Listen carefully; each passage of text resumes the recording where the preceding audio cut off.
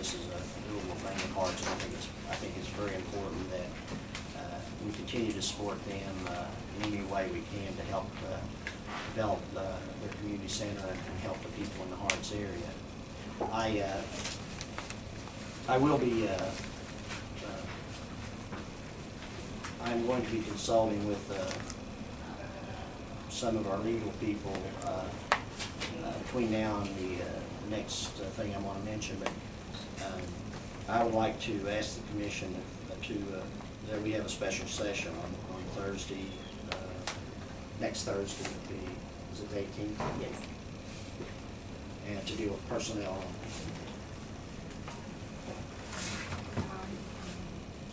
Six. You have a Morning meeting? or Morning? Let's have it in the evening, that way it won't conflict with the judge's schedule. There you go.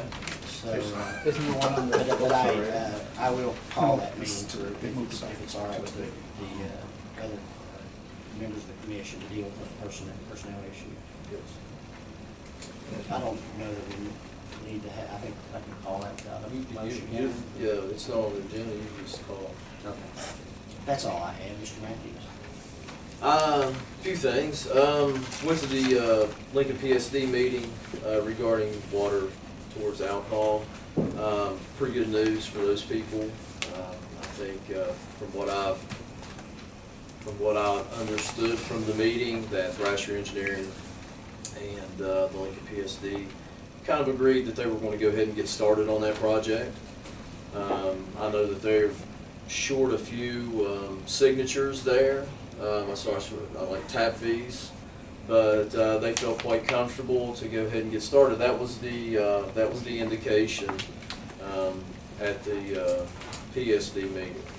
So that's a big plus for the alcohol Bolger, Spur-Luxville area.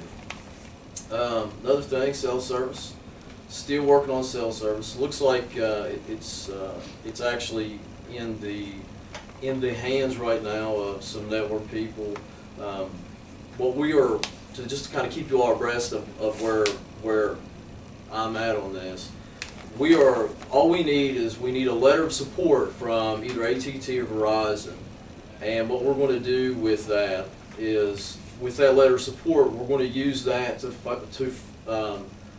fill out a grant application in order to receive a governor's grant that only county commissioners can get to actually erect towers for these things.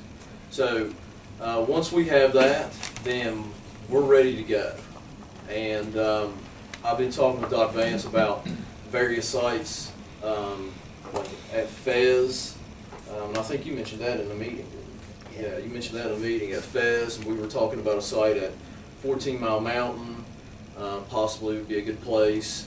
And we also have towers around, we also have the 911 towers that are already existing. So we're really working hard to try to get cell phone service for everyone in the county.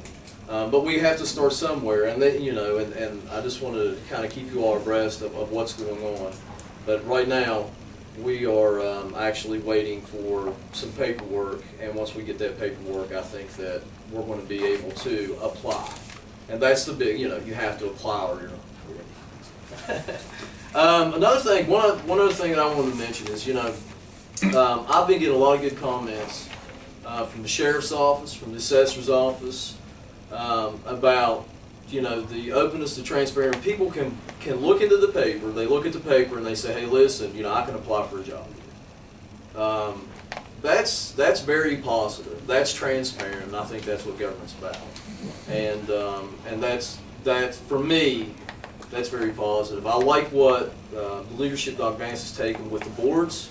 Actually, hey, listen, we're going to have everyone, if you want to apply for a board, you can apply for a board, and to be a part of a board. We're going to have some, it's my understanding that we're going to have some, I guess we're going to have some more of those board positions for various entities that are expiring, and we're going to need people, okay? And I want to encourage everyone to apply, okay? Not just the same people. I mean, we have a lot of the same people that are on the same things. We need new people. We need fresh blood, to people that can come in and help out. And I'm not knocking anybody that's on 2 or 3 different boards. I'm just saying that it's nice to have new ideas. And it's nice to open it up to people from all over the county, regardless of your political status or you know, you may have expertise, you may have worked at Union Carbide for 25 years, you might be able to help out down here at Hartis. You may be from Mountain Creek, but you know what, you might be able to provide expertise there. So I just wanted to throw that out there. And I think, Doc Nance, I think you're doing a fine job. For one thing. I think we should raise his pay. Mr. McCann. Only thing I have is Evan Cartwright, Parks and Rec, sent word that in the past, one of the volunteers that had done park work for a number of years has decided to, at the moment anyway, to not be on that board any longer. I don't think it's the issue of park board, maybe it's another issue. But that person was always taking care of the tents that the park board has, making sure that community service people, somebody got organized to put them up, take them down. He was always accountable for the stakes and all those things that's important when it comes to putting a tent up.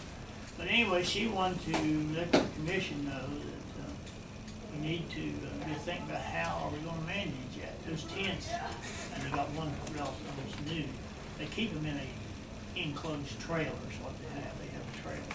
And that way when you're ready to go, they just hook up and take it and that kind of thing. But she said somebody needs to take care of those items. And I guess she said, commission, you need to be aware of that and help me solve the problem. So it is a big issue. A lot of money tied up there, and a lot of people depend on those things.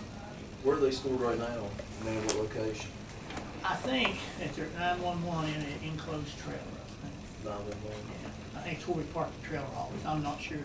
They use them at the Memorial Field ground. They use them at all kinds of places. We use them to. Was this someone on the board? Yeah, it was. Yeah, I just hate to throw his name out there. That's okay. I just want to make sure. He was on the board, and he hasn't sent a paper in yet. She said to resign. He told her he wouldn't. I know you're talking about.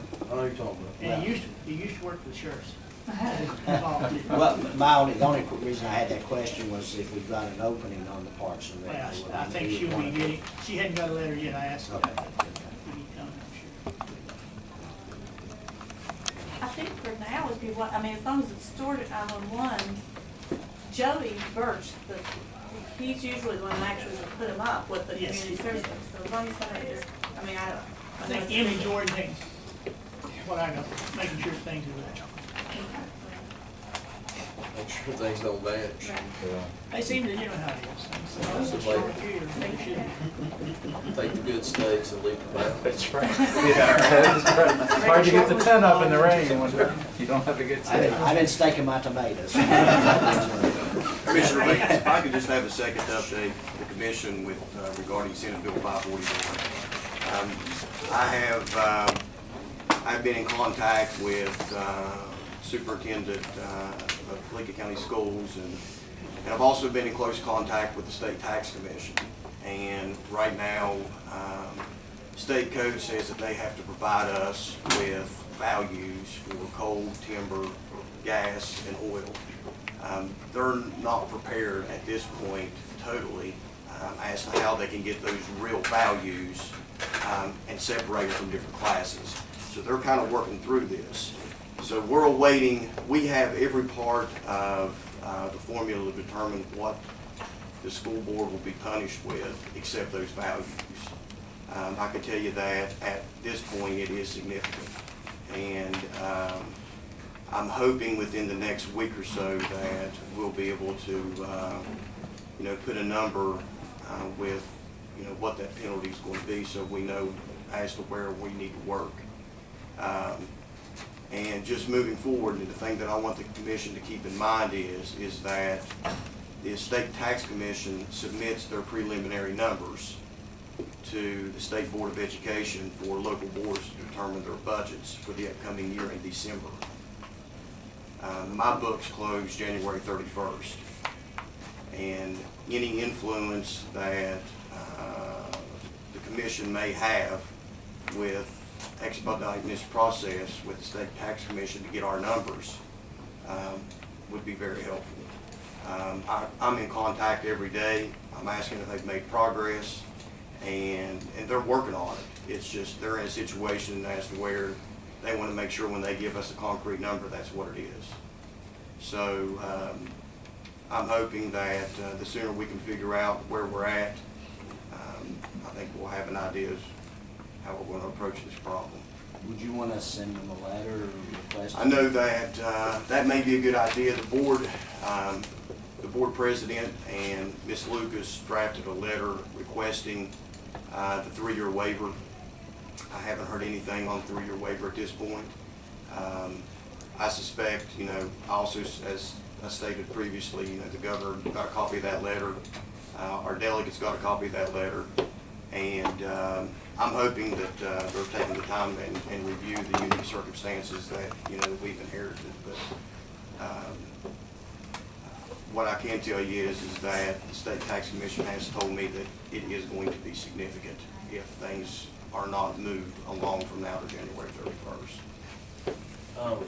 To give you a heads up, I talked to Ron Stallings, Dr. Stallings, I should say, 2 days ago, and he informed me that he was drafting a letter in support of the assessor. And I didn't even ask him. I mean, he just came out, he said it's in the process. I have written a letter from the commission for the 3-year waiver. So we have our, I think there's a lot of delegates that are actually, they're taking it upon themselves to write a letter for us in support of the 3-year waiver. What I might suggest, it's my understanding your first thing was wanting to speed this process up, Yes. getting those numbers back, and we'll put that on the agenda for the next time to draft that letter to send to. And I have Jerry Knight, who is a consultant. He is the former chair of the PBC. He has a consulting service. We have retained him through the assessor's office. He is considered the expert with Senate Bill 541 and, determining the penalties. So it is, we're in a waiting game at this point. Like I said, state code says that they have to provide us those numbers. The local assessor's office, we do not set values on coal and, the industrial side of assessments. So we have to get those numbers from the state. So as soon as we get those numbers, we'll be able to finalize as to where we are with the penalty with the school board going into the 14-15 school year. If you go for the next meeting, just put that down in writing that you would like us to send. I can do that. I can send you an email. And then we'll put that on the agenda to do the next time. So- Then, and for an update, if you receive anything new or whatever. Any questions? Are the assessments the same for every county? Like another county, would they have the same assessment for coal that the state's gonna get? So that's one of the problems. Every county has a Right. different. And the problem is they have to extract the values out of each particular class. Uh-huh. And I don't know that the data is inputted that way, but they have to take the values from class 2, class 3, class 4, and pull those values out. So right now, they're working to pull those values out for me so we can calculate that number. As I understand the thing, the killer I always thought was when we had the rate decision in the Lincoln County case that Josh spoke of the last meeting. When you went through all that and you got the decision down, rather than the state saying, well, we know that there's inequality out there, and counties definitely vary according to their tax base, but the state, rather than saying, well, it's a state issue, it's a state-run school system, we'll be responsible for taxation. What they did was come up with this crazy thing we got here of saying each county, you're responsible, although you're not equal in your values, so somebody's gonna get stuck. And these rich counties, I was on that committee of 90 that worked that thing for 2 years, I guess, and what those counties, that was on there that represented the better off counties. I remember the superintendent from Wood County was on that committee, and he said, there's no way that the people of Wood County is gonna take our money and send it to Lincoln County to equalize things. And I said, well, I understand that. That doesn't solve the problem. I mean, nobody wants to give up what they got to help somebody else in need when it comes to schools or whatever it may be. But it just seems to me that we've reached the point, as Josh has stated, that we can't go any further. You're gonna have to do what Judge really, what the decision said. You're gonna have to reach closer to equality. But people who are unable to pay, or really not as well off to pay, I should say, are gonna have to, gonna be put on the spot. I don't know what the answer is, but that's where we're at. I mean,